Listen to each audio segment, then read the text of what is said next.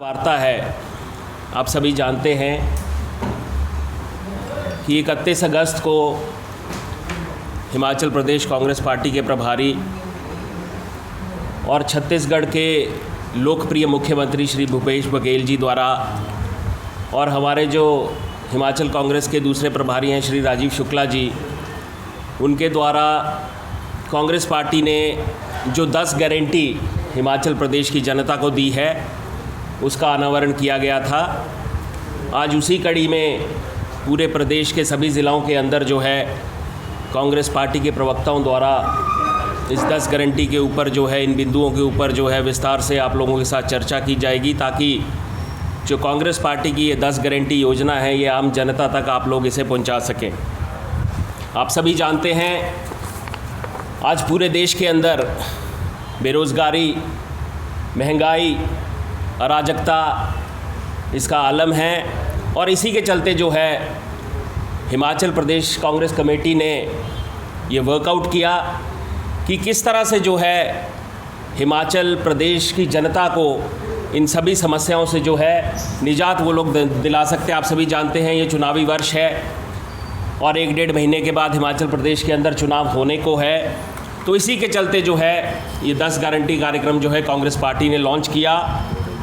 सबसे पहली गारंटी जो है आप सभी जानते हैं ओपीएस का एक बहुत ही ज्वलंत मुद्दा जो है ना केवल हिमाचल प्रदेश के अंदर बल्कि पूरे देश के अंदर है। और हमारे जो एम्प्लॉइज़ हैं, जो हमारे सरकारी कर्मचारी हैं, सरकारी ऑफिसर्स हैं जो कि ओपीएस के दायरे से बाहर हैं, किस तरह से उन्होंने पिछले 5-6 महीनों में आंदोलन किया, आंदोलित रहे, उसी के चलते सबसे पहले जो कांग्रेस पार्टी की गारंटी है वो पुरानी पेंशन स्कीम होगी बहाल। कांग्रेस पार्टी अगर प्रदेश के अंदर हिमाचल प्रदेश की सरकार हिमाचल प्रदेश की जनता के आशीर्वाद से बनती है तो सबसे पहले जो है पुरानी पेंशन को जो है 10 दिनों के अंदर जो है बहाल किया जाएगा।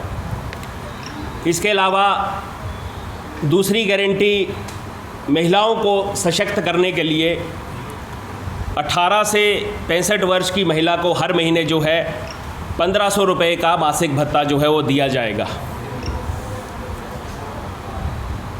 महंगाई की मार को कम करने के लिए आप जानते हैं जब आदरणीय वीरभद्र सिंह जी की सरकारें प्रदेश के अंदर होती थी वो एक स्पेशल प्रावधान जो है बिजली पे सब्सिडी का करते थे। 2012 से जो 17 की सरकार थी उसमें भी उन्होंने 130 करोड़ रुपए का जो प्रावधान सब्सिडाइज जो है बिजली के लिए किया था। इसी के चलते कांग्रेस पार्टी ये कह रही है कि महंगाई की मार को कम करने के लिए 300 यूनिट जो है वो बिजली हम फ्री देंगे हर महीने आपको। बेरोज़गारी एक बहुत बड़ा मुद्दा है। आज हिमाचल प्रदेश के अंदर लगभग 14 लाख बेरोज़गार हैं। युवाओं के लिए जो है कांग्रेस पार्टी ये गारंटी दे रही है कि 5 लाख रोज़गार के अवसर जो है हम लोग खोलेंगे सरकारी और गैर सरकारी तरीक़ों से। आप जानते हैं हिमाचल प्रदेश में बागवानों की बहुत बड़ी समस्या है। बागवान भी पिछले दिनों आंदोलित रहे। हिमाचल प्रदेश के अंदर सेब की जो इकॉनमी है, सेब का जो बिज़नेस है वो लगभग 5000 करोड़ रुपया सालाना का होता है। इसी के चलते जो फलों की कीमत है उसको जो है बागवानों को तय करने का मौका दिया जाएगा।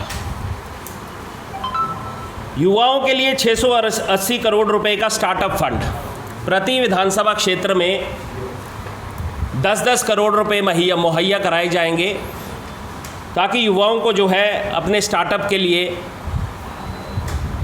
इंटरेस्ट फ्री लोन जो है हम लोग दे सकें, ताकि वो कोई भी अपना स्टार्टअप जो करना चाहते हैं वो कर सकते हैं। मोबाइल क्लिनिक से हर गांव में मुफ्त इलाज। आप जानते हैं हेल्थ एक बहुत बड़ी समस्या है, खास करके देहात के क्षेत्र में।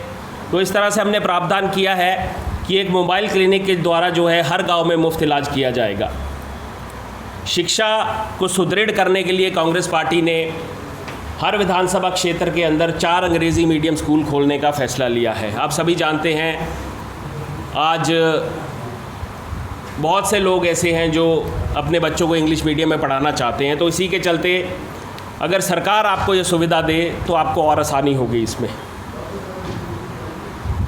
गाय भैंस पालकों से हर दिन 10 लीटर दूध खरीदेंगे। ये एक जो है बहुत ही सेंसिटिव जो है, आप सभी लोग जानते हैं, हम लोग गाय भैंसें बहुत गांव के क्षेत्र में खास करके हर घर में होती हैं, तो उनको सुदृढ़ बनाने के लिए जो है 10 लीटर दूध जो है उनसे प्रतिदिन खरीदा जाएगा। छत्तीसगढ़ में भूपेश जी ने क्या किया, 2 रुपये किलो जो है वो गांव के लोगों से गोबर खरीदना शुरू किया। उससे जो है जो हमारी गांव की इकॉनमी है उसको सुदृढ़ करने में, लोगों को सशक्त करने में, लोगों का लाइवलीहुड जो है इम्प्रूव करने में इससे बहुत मदद वहाँ मिली है।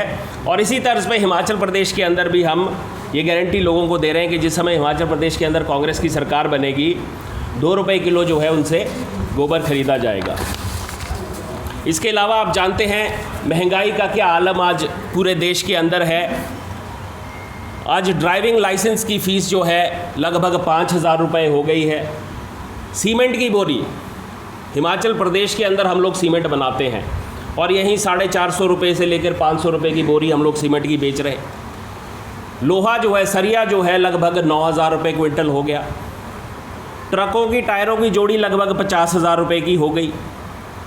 डीज़ल, पेट्रोल, डीज़ल 85 रुपये, पेट्रोल 100 रुपये, ब्रेड 45 रुपये, आटा 30 रुपये किलो, सरसों के तेल की बोतल 250 रुपया, गैस का सिलेंडर 1150 रुपया, दालें 100 रुपये पार, दूध, दही, पनीर, लस्सी, घी, अनाज पर जीएसटी। ये पहली बार ही हमने देखा है कि कोई सरकार इस तरह से जो है महंगाई की चोट जो है आम जनता पर कर रही है। कॉपी कलम तक पर टैक्स लगा दिया इन लोगों ने। अस्पतालों के बेड्स पर जीएसटी, शमशान घाट कफन पर टैक्स। ये किस तरह की सरकार है? ये लोग कहते हैं हम जनता के प्रति बहुत ही संवेदनशील है। किस तरह की संवेदनशील सरकार? मैं तो समझता हूँ ये संवेदनहीन सरकार है। यूरिया 270 रुपये की बोरी, 12-32-16 खाद जो है 1420 रुपये की सीधी मार किसानों पर। पशु तूड़ी 1300 रुपया। मैं आपको आश्वस्त करना चाहता हूँ कि महंगाई एक बहुत बड़ा मुद्दा आने वाले चुनावों में रहेगी। बेरोज़गारी एक बहुत बड़ा मुद्दा जो है आने वाले चुनावों में रहेगा। और 2022 के अंदर जो विधानसभा के चुनाव हिमाचल प्रदेश के अंदर होने जा रहे हैं, निश्चित तौर पे हिमाचल प्रदेश की जनता जो है भाजपा की सरकार को जड़ से उखाड़ फेंकने का काम करे। इसके अलावा ज़िला चंबा की अगर मैं आपसे बात करूं, ज़िला चंबा के अंदर पिछले लगभग 5 साल पूरे होने को हैं जयराम सरकार के। ये अपने आप को डबल इंजन की सरकार कहते हैं। केंद्र में इनकी सरकार है, प्रदेश के अंदर इनकी सरकार है। ज़िला चंबा के अंदर हमें, जहां कांग्रेस पार्टी ने विकास के कामों को छोड़ा था, उससे आगे 1 इंच वो विकास के काम नहीं बढ़े। और अगर कोई काम इन्होंने बढ़ाए भी हैं तो वो कांग्रेस पार्टी के द्वारा जो है बजट का प्रावधान उन स्कीमों को ऑलरेडी किया जा चुका था। अभी ये उन्हीं स्कीमों को भी खत्म, और ये कह रहे हैं कि हमारे द्वारा किए गए ये काम है। मुझे एक ऐसा काम चंबा ज़िले के अंदर किसी भी विधानसभा क्षेत्र के अंदर, 5 विधानसभा क्षेत्र हमारे हैं, यहाँ के जो लोकल नुमाइंदे हैं, जो यहाँ के विधायक हैं, मंत्री हैं, वो बता दें कि हमने कोई ऐसा जो है रिलीफ जो है 5 वर्षों के अंदर जनता को दिया है, कोई ऐसा विशेष कार्य हम लोगों ने आपको मेडिकल कॉलेज दिया, कांग्रेस की सरकार ने, आदरणीय राजा वीरभद्र सिंह जी ने, बल्कि 4 मेडिकल कॉलेज पूरे प्रदेश के अंदर हमने दिए। आज उस मेडिकल कॉलेज के हालात आप लोग देखिए, खस्ता हालात। रेफरल हॉस्पिटल बन करके ये मेडिकल कॉलेज रह गया है। हेल्थ सर्विसेज को सुदृढ़ करने की दृष्टि से हम लोगों ने जो ये कदम उठाया था, और इनिशियली जब ये मेडिकल कॉलेज शुरू हुआ था, बड़ा स्मूथली इसका जो है संचालन कांग्रेस पार्टी की सरकारों में हुआ था। लेकिन अब आप आलम देख ही रहे हैं क्या है। अपने विधानसभा क्षेत्र की अगर मैं बात करूंगा, पीछे आप सभी जानते हैं मणिमहेश यात्रा हुई। मणिमहेश यात्रा में जिस तरह की मिसमैनेजमेंट हमें इस वर्ष देखने को सामने आई, ऐसी मिसमैनेजमेंट शायद ही मैंने कभी देखी है। चाहे मैं ट्रैफिक की बात करूं, चाहे मैं जनता को हो रही परेशानी की बात करूं। आप जानते हैं कि ऐसा हादसा वहाँ पेश आया जिसमें एक 12-13 साल की लड़की है, उसकी मृत्यु हो गई, और उससे अगले दिन जो है उसी हादसे में जो घायल हुआ था एक व्यक्ति, उसकी भी मृत्यु हो गई। तो ये बहुत ही निंदनीय है। क्या आपको वही एक समय मिला था इस तरह का कार्य पंचायत के अंदर करने के लिए? क्योंकि ये प्रेशर पॉलिटिक्स करते हैं बीजेपी के लोग। वहाँ का प्रधान जो है वो भाजपा का है, स्थानीय प्रधान जो है भरमौर पंचायत का, और जो इस मेले का संचालन है वो पूर्ण रूप से पंचायत करती है। मुझे एक बात समझाइए, वो क्या जल्दी पड़ गई उनको उस खंबे को? उस समय इतना बड़ा वो खंबा था, कोई सर्च लाइट, फ्लड लाइट अगर आप लोगों को लगानी थी, आप 2-3 महीने पहले भी इस काम को कर सकते थे। वही आपने क्यों चुना जब वहाँ 5-6 हज़ार आदमी मौजूद थे? आपको पता है मेला जो है मणिमहेश का फुल स्विंग पर चल रहा है, तभी आपने क्यों वो समय आपने क्यों पिक किया? मैं आपको बताता हूँ क्यों पिक किया। उन पर प्रेशर था कि आचार संहिता किसी भी समय लग सकती है और हमें जो है अपनी नेम प्लेट यहाँ लगानी है कि इसका जो है उद्घाटन जो है आदरणीय विधायक ने किया है, केवल मात्र वाहवाही लूटने के लिए। लेकिन इस तरह से मैं समझता हूँ कि वाहवाही अगर आप लोगों ने लूटनी और किसी की जान से आप लोग खिलवाड़ कर रहे हैं, बहुत ही अनफॉर्चुनेट है। परंघाला ब्रिज 2019 में इस ब्रिज का कार्य शुरू हुआ। आप जानते हैं सबसे ज़्यादा समस्या वहाँ रही, लोगों को 6 किलोमीटर पहाड़ चढ़ के फिर उतर करके दूसरे छोर पे जाना पड़ा।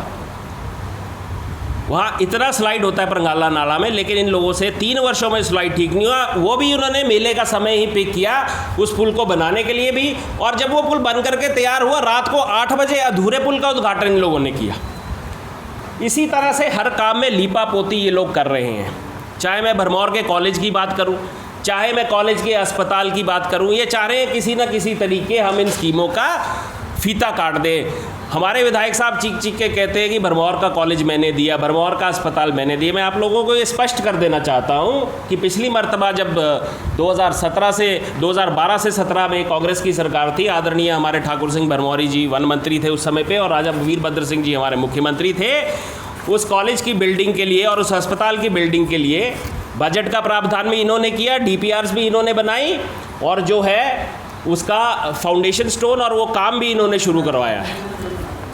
तो इस तरह से लोगों को गुमराह करना अच्छी बात नहीं है। भरमानी रोपवे की बात ये लोग करते रहे 5 साल, हमने उसकी भी जो प्रोसीडिंग्स थी वो इनिशिएट की, टोकन बजट का प्रावधान किया, लेकिन 5 वर्ष ये कहते थे हम रोपवे इंस्टॉल करेंगे। इन 5 वर्षों में रोपवे तक इनसे इंस्टॉल नहीं हुआ।